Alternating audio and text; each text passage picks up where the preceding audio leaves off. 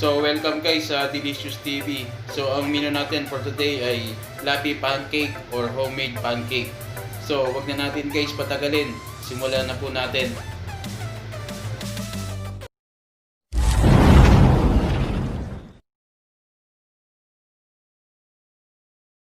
So ang first step na gagawin natin guys, i-mix muna natin lahat ng powder. Unahin natin ang flour, ang baking powder,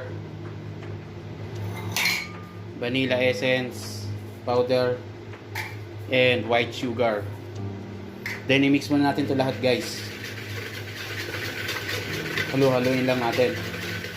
So yun guys, nahalo na natin.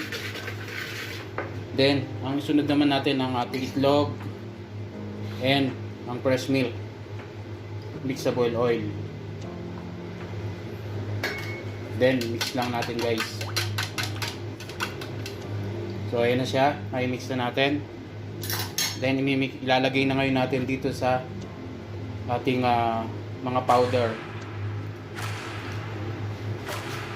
Then haluin lang natin guys to hanggang mawala yung buo-buo niya.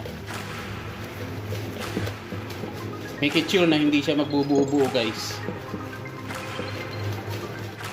Hop, tapos. So ayan na ang texture na guys. So let's cook.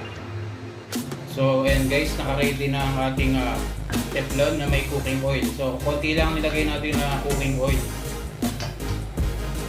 Then maglagay na tayo ng ating ginawa na pancake. Kahit 1/2 cup lang. Then yan.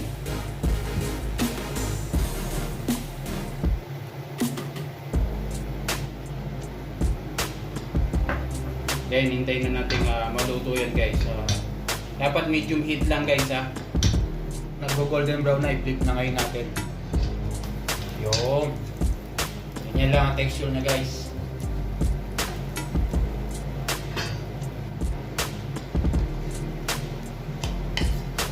So after nyan guys, done na. So ayan ang texture nya. Ang ating pancake, ganyan lang ang luto nya. Then alisin na natin ngayon guys. Lagay natin sa isang plate.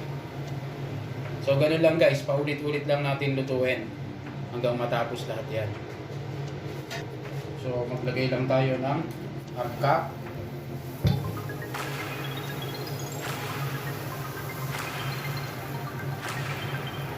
Then hintayin na natin maluto yan. Then flip natin guys. Diba? So ayan guys, well done ang ating pancake.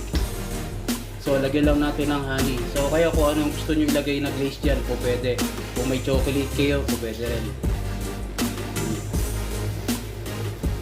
So done ang ating fluffy pancake. So kung bago ka lang guys sa may channel ko, ay huwag mo nang kalimutan i-subscribe at i-like para update ka sa mga latest video ko in the future. So thank you very much again. See you in my next vlog mga guys, and bye.